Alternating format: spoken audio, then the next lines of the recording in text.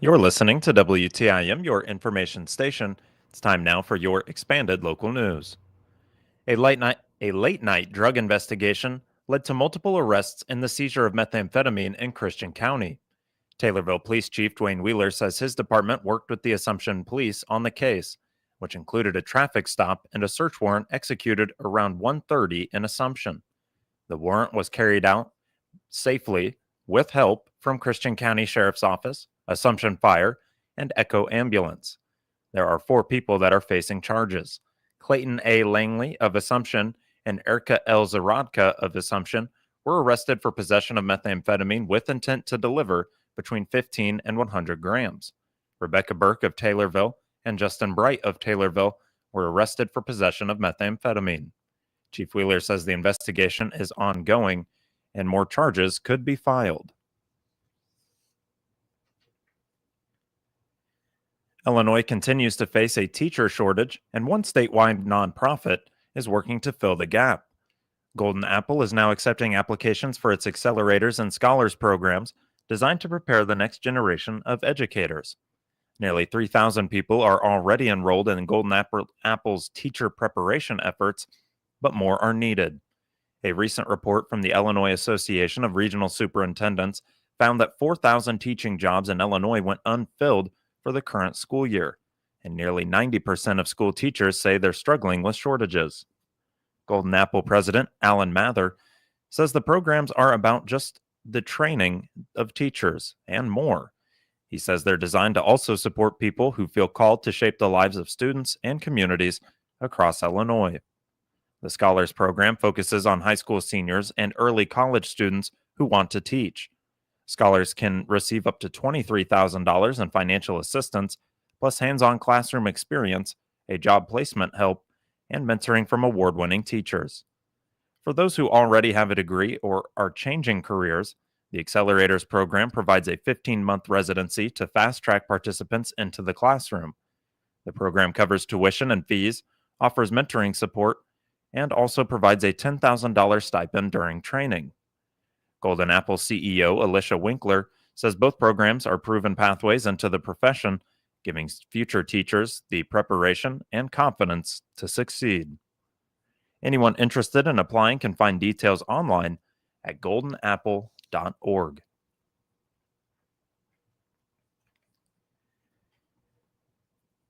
Crime in Taylorville continues to fall. A sustained drop of this nature in cases tends to indicate that the police department's tactics are working.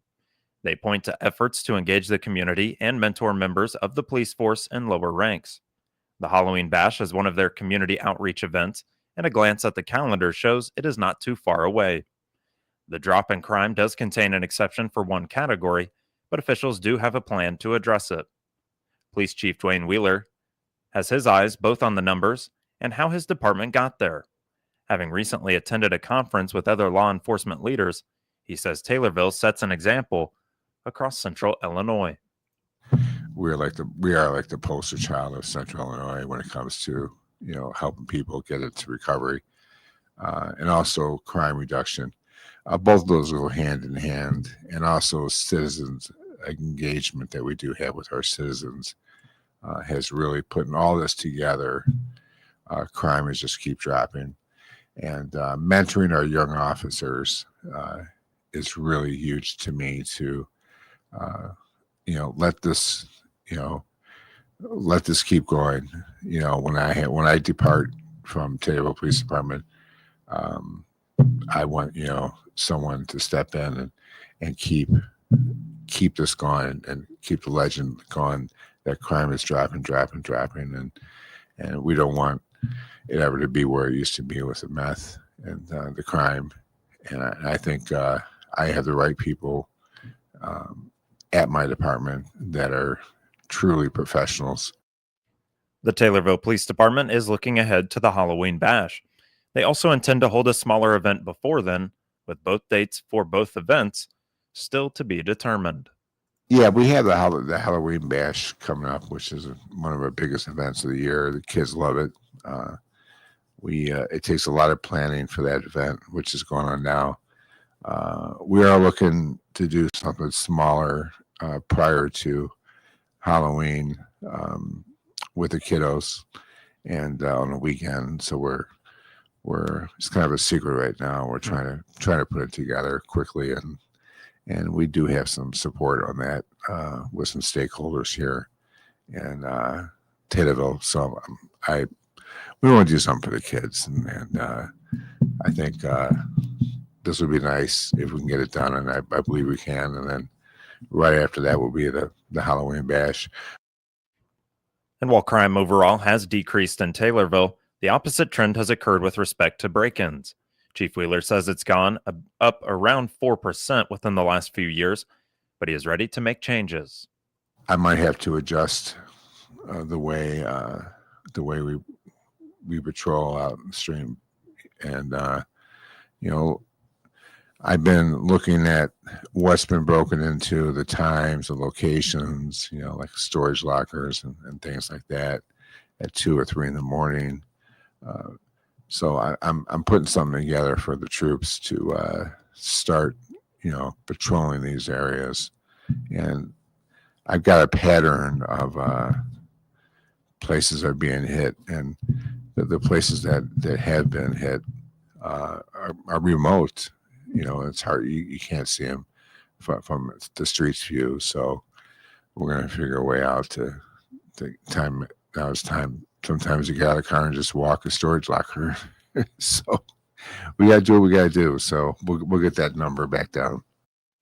Chief Wheeler also spoke regarding 2 recent safety-related incidents at Taylorville Junior High School. On Friday, September 12th, a 3D printed toy gun was found with students on the school grounds. Around 2 weeks prior, the school district responded to a social media threat directed at the school, later discovered to be unfounded. Chief Wheeler calls on parents to do more to prevent these incidents from happening in the future. The kids must think it's a game. It's the parents' responsibility to say, kids, no.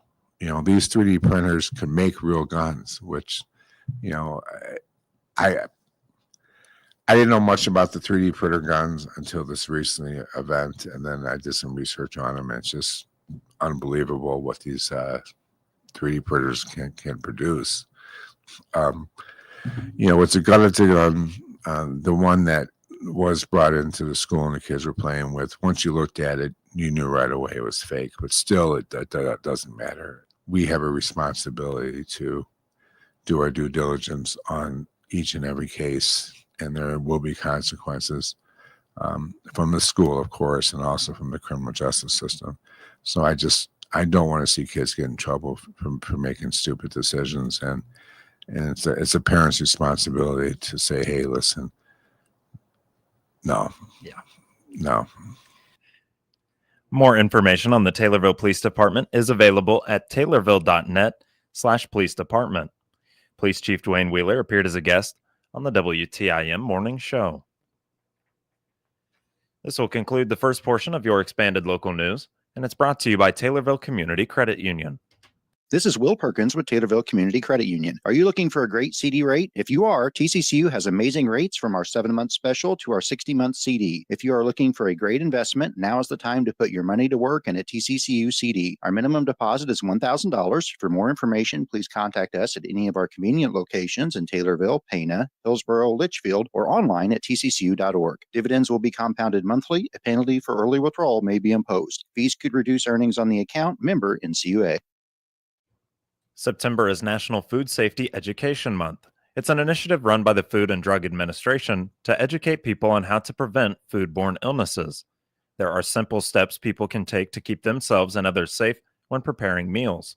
While foodborne illnesses are often associated with meat, it can happen from other foods as well.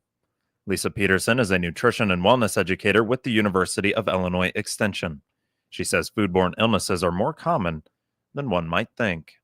So foodborne illness or food poisoning is not uncommon. So that's not something new, but I'm really excited. Throughout September, we really put a highlight on food safety education. And it's the little things that you don't think of that actually prevent us from getting sick. And again, a lot of those symptoms are similar to the stomach bug or a stomach flu. So the thing is, about 1 in 6 Americans get sick with foodborne illness each year, which doesn't seem like a lot. However, it's preventable. So that's where by washing our hands, by temping our food, by keeping that raw food separate or raw meat separate from our veggies, things like that are all ways we prevent foodborne illness. A lot of people don't realize just because your bread turns green, that's not the stuff that's going to make you sick. The stuff that makes you sick, you can't see, smell, or taste. So that's where, especially with food storage, when we talk about throw out your chicken if it's sat in the fridge for more than 4 days, people are like, well, it looks fine. It's going to look fine. So it's little things like that where we hopefully this month we shine more of a light on it and talk about making sure you're using that meat thermometer. More than 25% of fresh ground beef patties turn brown prematurely before they actually reach 160. So again, color is not an indicator of safety. The appearance of food to the naked eye is not an indicator of its safety to consume. The same goes for surfaces with uncooked or raw food, which has come in contact with it. And that is one thing why we have to take all those precautions, because how do you know? You don't have a microscope. You can't go in and look at these little bacteria in here where, again, it's knowing how long that meat's been sitting in the fridge. That's a big one. Also washing hands. That is something where it feels like the littlest thing, but I teach a lot of these food managers courses and people still struggle with it.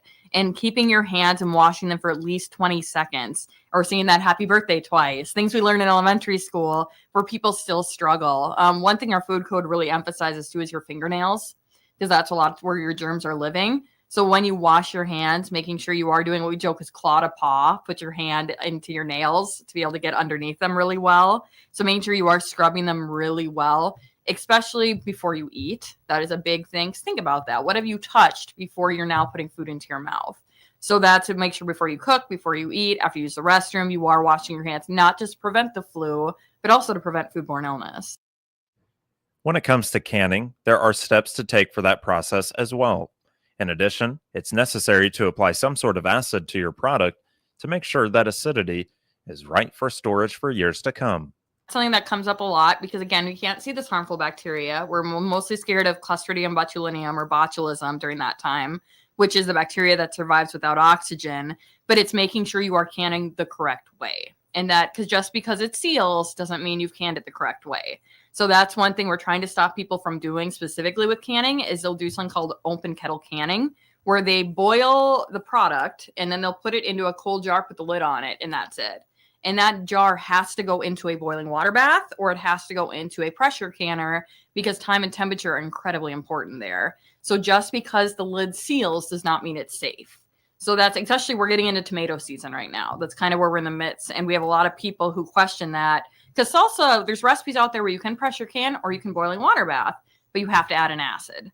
So that's whether it's vinegar, citric acid, or like lemon juice, you have to add an acid somewhere in there. With salsa, you probably are because you're probably adding lemon juice or vinegar.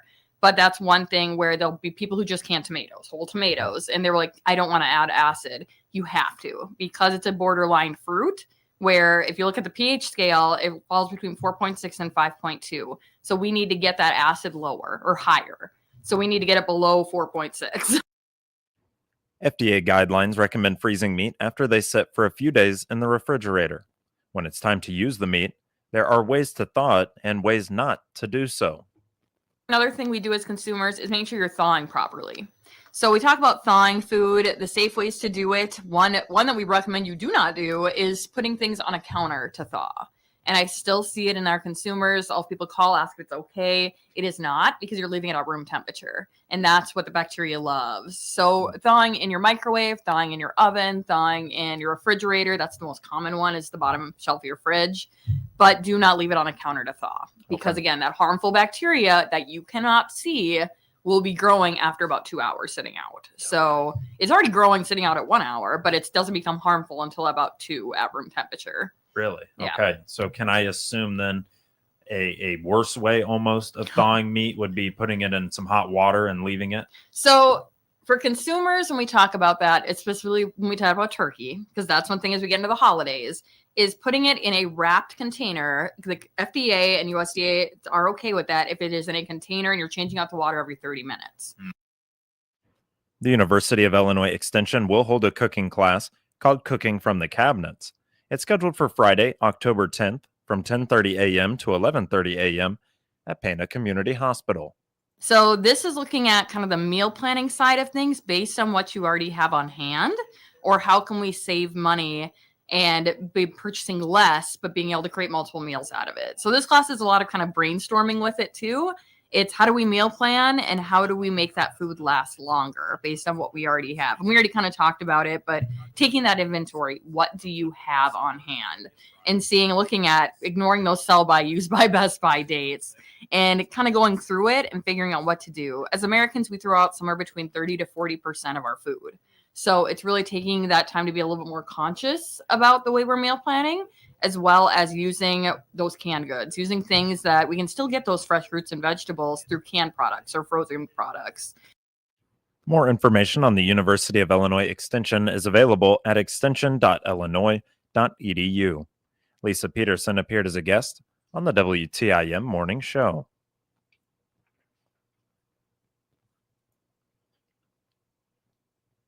With harvest underway in Illinois, Country Financial Agriculture Senior Underwriter Jack Hinthorn cautions about combine fires.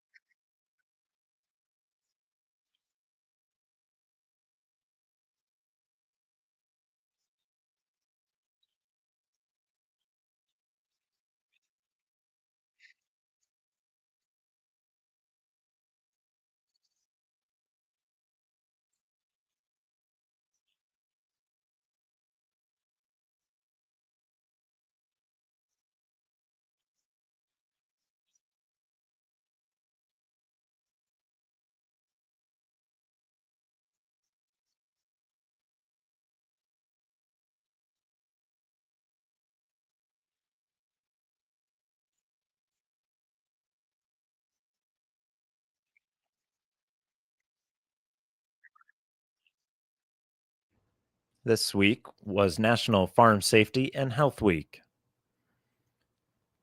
This will conclude the second portion of your expanded local news, and it's brought to you by CNB Bank and Trust. Life comes with surprises. Your checking account should help you handle them. With Gateway Checking from CNB Bank and Trust, you'll enjoy benefits that go beyond banking. Get cell phone protection, 24/7 roadside assistance, ID theft aid, and even savings on shopping and travel through Bazing. Plus, you'll have the convenience of digital banking, bill pay, debit card access, and e-statements, all designed to keep your money safe and your life simple. CNB Bank and Trust, helping to open doors since 1854. Member FDIC, Equal Housing Lender. Moving now to obituaries, which can be found at TaylorvilleDailyNews.com and are brought to you by Sutton Memorial Home. When it comes to organizing your life, Sutton Memorial Home in Taylorville has some words of advice. Consider pre-planning your funeral. The death of a loved one can be a traumatic event in people's lives, and you can spare your family the burden of planning a funeral when they are grieving. Sutton Memorial Home knows that establishing a pre-arrangement assures that important decisions and your personal selection are made in advance and spares your family an additional burden at their time of loss. Sutton Memorial Home in Taylorville. Caring is what they do best. 65-year-old Paula Jo Smith of Awanaco died on August 30th. Visitation is October 3rd from 9 a.m. to 11 a.m. at Calvary Baptist Church in Taylorville. Funeral service will be October 3rd at 11 a.m. at Calvary Baptist Church in Taylorville. Interment will be at Awanaco Cemetery. And Paula J. Koonsman of Shelbyville, formerly of Warrensburg, will have a celebration of life being planned for her for October 12th of 2025. Funeral arrangements are being handled by Howe and Yaki Funeral Home in Shelbyville. Get details on these and other local news stories at TaylorvilleDailyNews.com or hear them every hour on WTIM. WTIM is your only local news radio.